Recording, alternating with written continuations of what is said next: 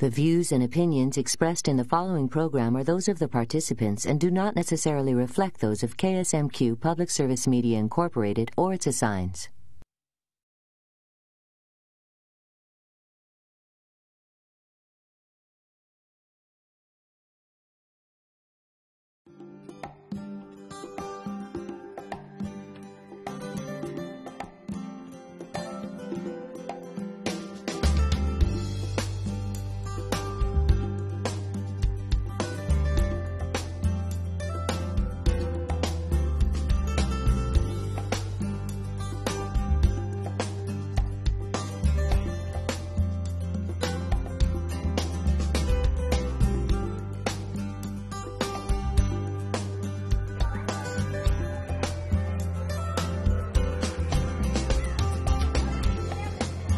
My name is Heather Hanslick, and I am the director of the Circle Friends Day Camp through Hormel Historical.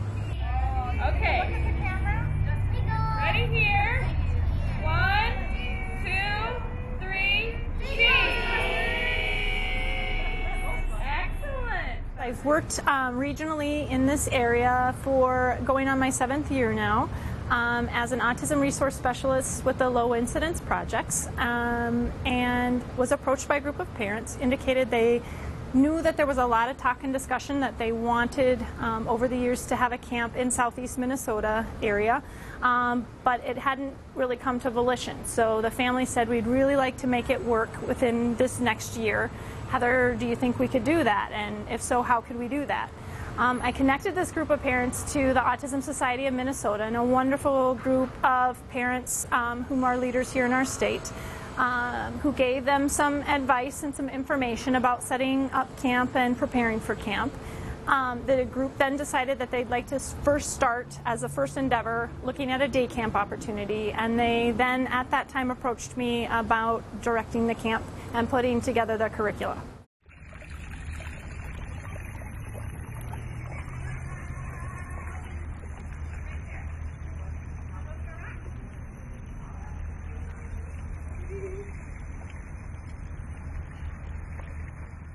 First of all, with that group of parents that came together, we did a lot of listening as to what it is they were looking for in supporting their sons and daughters with especially social and friendship opportunities. Secondly, we took the new emerging research as well as the information that's coming out with regarding to supporting relationships, social skills development, and social communication development. And combining all of those efforts, we looked at a couple things. One, we were hearing families say that there are very specific kinds of activities in the community as well as with community members in the area or in the family's area, that activities like birthday parties and attending parties and activities, outdoor, backdoor kind of barbecue get-togethers.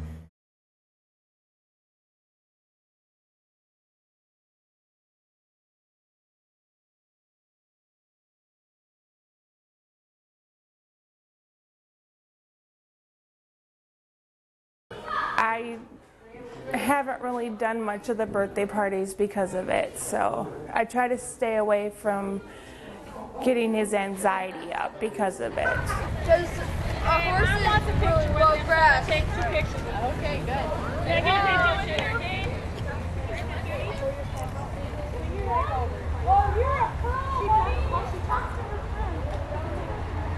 And one with your camera, Miles. Look at your camera.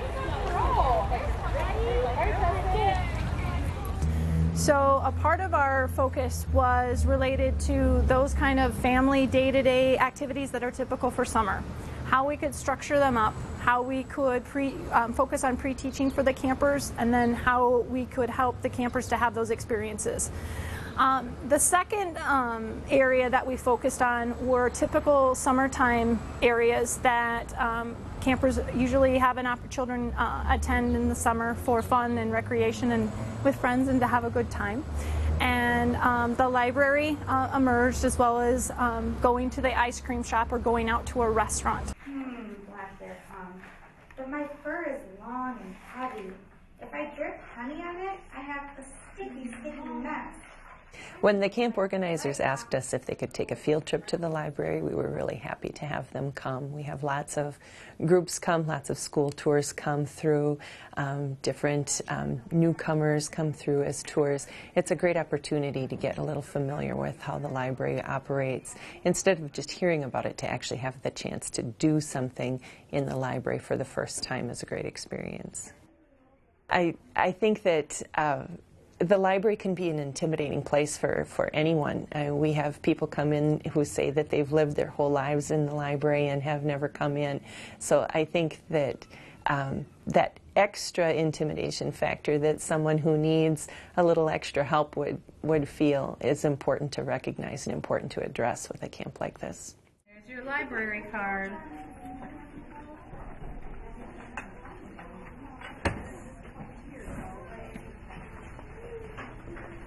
You know, we're handicap accessible. We have materials for all different kinds of abilities. We're a pleasant place. Sometimes we're a destination where people can spend some time. We have lots of adults and children who have spent some time with their caregivers, and they come to the library to listen to music or to enjoy the view. Sometimes they're just sitting in the chair looking at the lake. Sometimes they're reading newspapers, all different kinds of uses of the library. I think that our staff has quite a bit of experience with children and adults of a lot of different backgrounds and abilities. So probably not a new experience for them, but they love to interact with kids, and they love to be helpful and to know that they're making a difference in people's lives. So I'm sure it's a great day for them. So the curricula are really based off of family needs that they were indicating, as well as very much a summertime, time of year, social kinds of settings and situations. In addition, there was the very important element with regard to what were the campers interested in. And so a very important segment of each day was devoted specifically to their interests and talents. And so a very thorough kind of discussion happened with families through gaining information in the camper packets provided by the Autism Society of Minnesota kind of guidelines. We gained information about what campers love to do, what they're good at, what their talents are. So then each of the campers were grouped with other campers who have similar interests and talents. And then each morning they had the opportunity to then explore a ton of different activities. First, that began with the counselors structuring up an activity for them to explore something related to their interests, and then for a number of different materials for them to explore with other young campers, from science to our artists and people who were drawing, to the group that we had related to animals.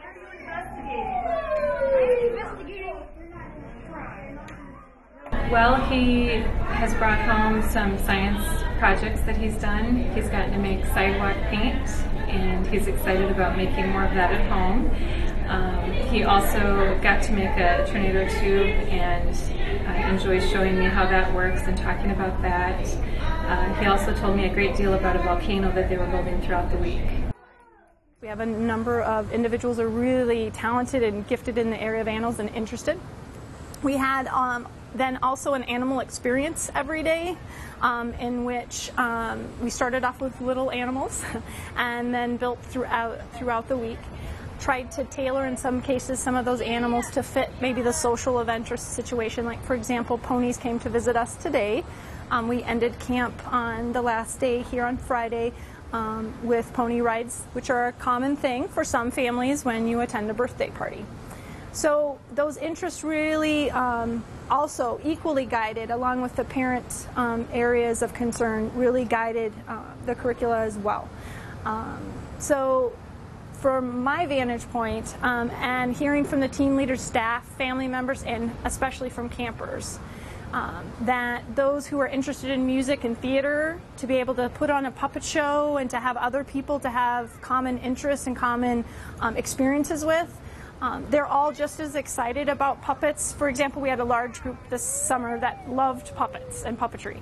And so they had little theaters, little skits. They're all equally as excited. We saw a lot of really great spontaneous language, even from some of our campers whom aren't typical highly verbal communicators. A lot of really nicely socially related engagement in which they were looking and sharing very similar materials, and therefore wonderful social opportunities were emerging and spontaneously. So really it was a focus on incidental learning, where a situation happens and you create a situation where staff are all there to be supportive when a social or communication opportunity happens in a natural fashion. It was a really exciting setup. It was one that was very new for most of our staff here this year. Afterward, I think for many of them, in the beginning, they were, Heather, are you sure this is what we want to do? And we're really used to kind of setting this up and structuring this up. And I said, I think you do this all the time during play times and with kid kinds of time, child with child times. And what they found immediately, midday Monday, oh, totally get this. This is really about campers being successful, campers having a good time and having relationships and having fun. So the camp ended then with the individuals, each of the campers taking home a camper address packet. And many of the families and campers were sharing information about connecting after camp. And all of the planning really has the kind of forward-thinking planning of each of the activities and events that we've done throughout the week.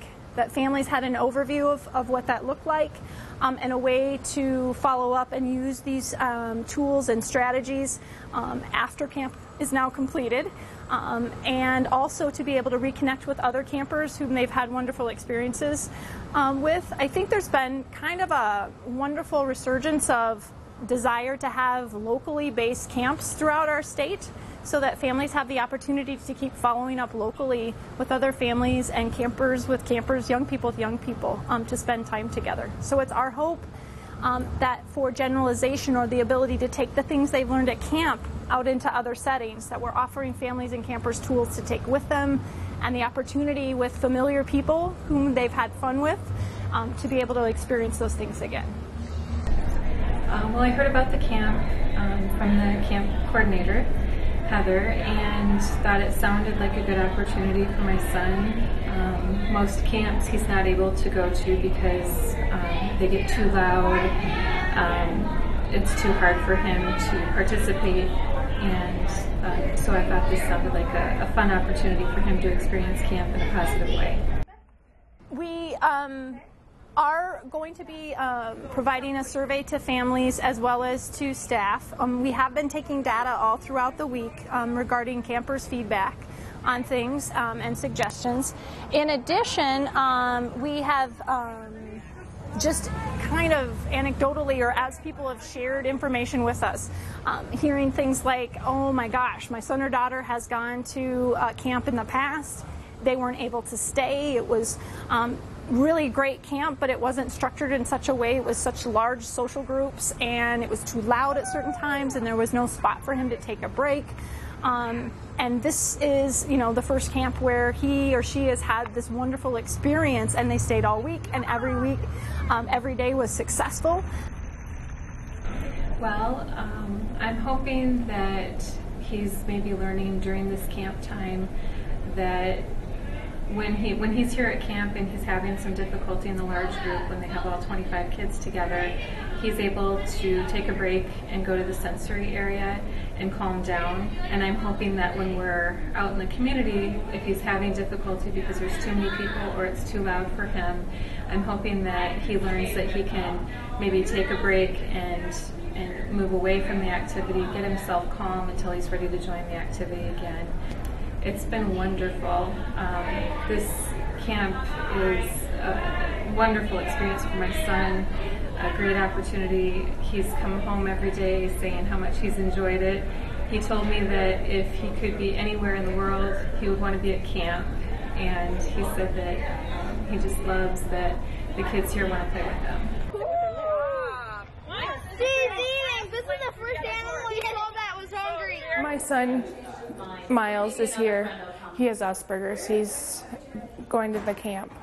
Every day he talks about what he does, and then he talks about the next day what he's going to do. So socialization, I mean, I've seen a big change in him, and that's what he is a low point for him.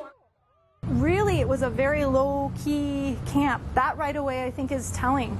We had little bumps that we helped each of the campers problem solve, but really, for each of the campers, it was engagement. It was take a break and come back and try again if there were little difficulties. But campers really coming together, spending lots of time together. I think that right away is very telling for the success that we've had and speaks oceans to the staff. Family members saying, please, we hope you're doing this again next year. We'd love to have our son or daughter come back. Campers asking, are we going to do this again? We want to do this again. So by and large, there wasn't a family member that went out today that didn't extend some kind of warm message to all the staff members and also really indicate that they'd love to continue an experience like this. Well, I'd just like to say that it's been a wonderful experience for my son, and I'm hoping that he can get together with a few of the kids that he's met here at the camp and made friends with. He did tell me that it's nice because there's kids like him here, and he understands that some of the kids have some issues, and to him it's not a big deal because he knows he has some issues, and other kids overlook his issues. So I think just to be accepted in a place is wonderful. You know, he's accepted here.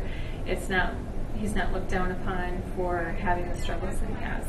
The energy of the staff and everyone, we have been here since Sunday morning, very early, and they are still frantically, you know, working to make sure that materials and things are all organized for next year. They're very enthusiastic. Some of them very teary-eyed in a joyful way at seeing such a positive experience, and family members in a similar manner, indicating, you know, I've not seen my son or daughter in a situation where they've been so highly engaged and having so much fun over these days. So in thinking about just the general overall tone and atmosphere, even though everyone's extremely tired, including campers, families, and staff, there's still this resonating joy that everybody is, I think, taking away that energy that the campers shared from their great experiences here. So that tells me that there's a whole lot going on in terms of, because I know what went into everything, and I know that exhaustion for some of us is a real reality, but the joy far oversees any of those kind of exhaustion difficulties that we may be experiencing. I think the Circle of Friends Day Camp is really an important initiative, both for getting the information out to the community about autism and the spectrum disorders, but also to give the kids the kind of special attention and time that they need to be able to become more comfortable in interacting with the community. I think it's a great opportunity for our staff and for the public to see the kids in a high-profile environment so that it's okay to talk about the special needs that they have and how to interact best with them and make things work smoothly for us and for them.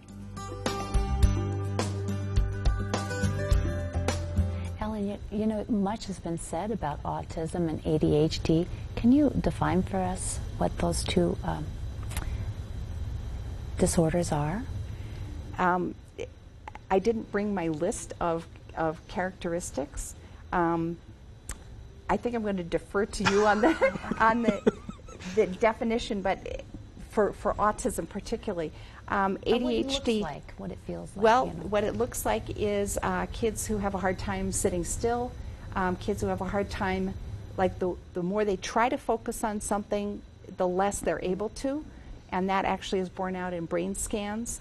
The symptoms of ADHD actually are parallel to the symptoms of sensory integration disorder, which is when basic sensory things like a child knowing where their body is and having balance and having good tactile experiences and being able to manage tactile experiences.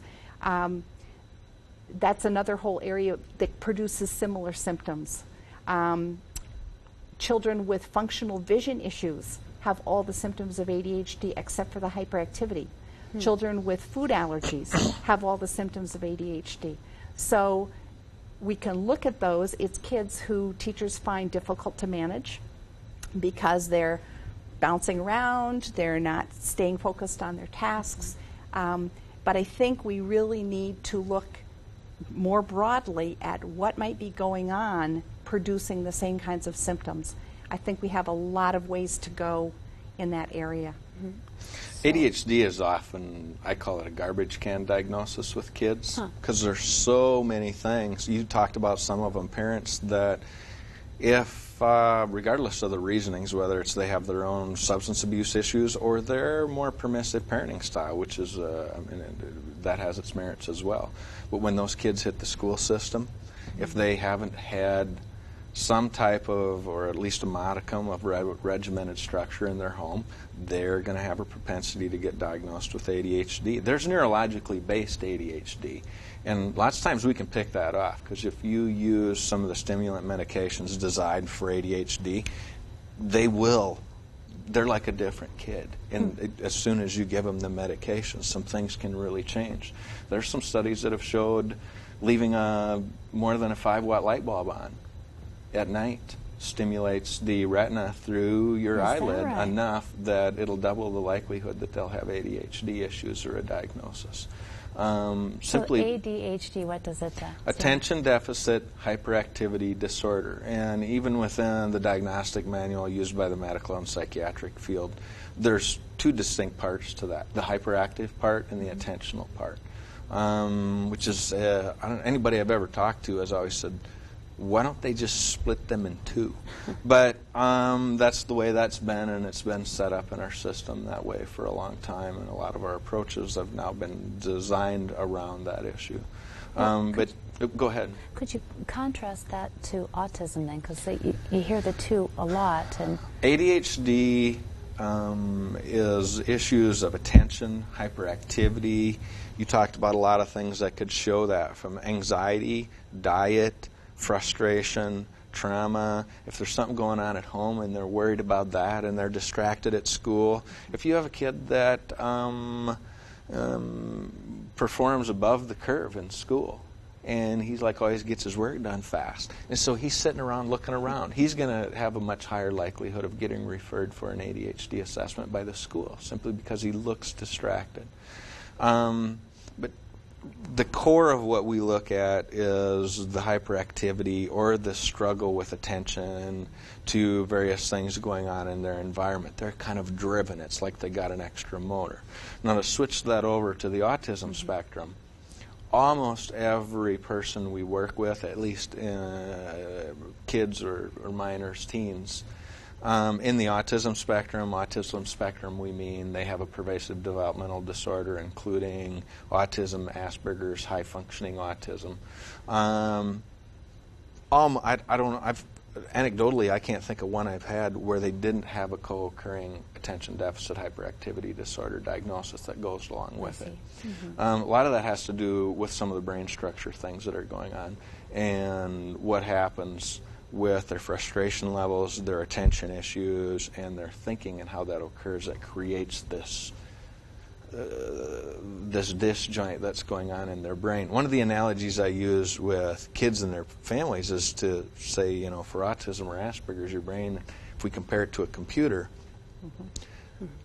they got a huge hard drive, got a really good motherboard, but their central processing unit is like an old 250 megahertz. So if you remember an old computer, if you would try and open up too many things, it would start to do this, and then pretty soon it just locks up. And like the rest of us, this is what parents do. They'll remember if you did that, you'd start clicking. Yes. No, I want you to do it. It's like you're trying to do behavioral modification on your computer, And it just after a while, you got to just accept, okay, I need to reach down and hit that button and let it reboot and then start over. And that's really what we try and teach parents to do or caregivers to do. Full-fledged ADHD there's usually not a lot of question about, I mean, these kids are, I mean, like some autism cases I've had where they have co-occurring HD, these parents start talking, well, when he was 2, he would climb on the bookcase and we'd find him a block down the street and he would have the TV taken apart and we worried about him burning the house down on a regular basis, so and we could never do it. We're like, yep, okay, we know what we're talking about now. So yeah, it's a pretty significant issue that we can screen for the hyperactivity part with them.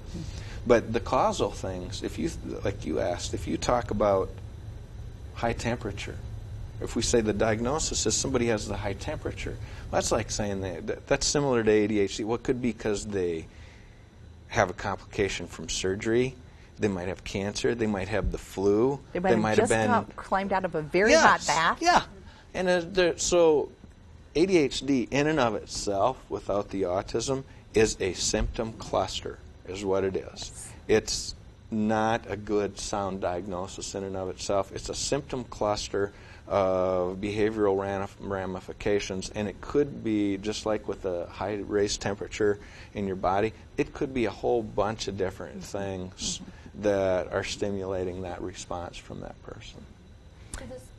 I'd just like to add one piece. You know, you mentioned earlier, does that mean that parents are being bad parents? I think that there are things that sometimes the temperament of the parent and the temperament of the kid ends up with them knocking heads all the time. At that point, if a parent says to a kid, get upstairs, do your homework, clean your room, and get downstairs for supper at 6 o'clock, the child is ratcheted up to the next level, which is alarm. And in that point, their thinking processes are not available to them anymore. They are into feelings and reactions. If we ratchet up again, we're going into fear or terror. And then all we have left is brainstem, fight or flight, survival responses. So if I am expecting my child to talk reasonably about something, I as the parent need to plug into the kind of behaviors that bring the child back to calm. So it means being calm myself, keeping a quiet voice, maybe giving one direction, it's time for this, and holding my peaceful state and probably not saying anything more. Then the child can calm down and then they can function again because they can think things out again.